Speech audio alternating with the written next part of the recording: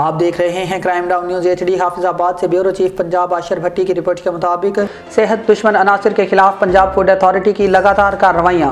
DG food authority کے حکم پر Pindi Bhattian city area اور مضافات میں grand operation 80 food points units کی چیکنگ، 11 کو 1,36,000 سے زائد کے جرمانے عائد، 3 بیکریوں کی پروڈکشن بند، 56 گاڑیوں اور ملک شاپس میں موجود 7,000 لیٹر سے زائد دودھ چیک کیا گیا، 1 من سے زائد ملاوٹی دودھ، 15 کلو سے زائد مٹھائی ممنوع اور ایکسپائرڈ اشیاء پاؤڈر تلف کیا گیا۔ صفائی کے ناقص انتظامات اور قوانین کی سنگین خلاف ورزیاں پائی گئیں۔ اشیاء کی تیاری میں ممنوع اور غیر معیاری اجزاء کا استعمال کیا جا رہا تھا۔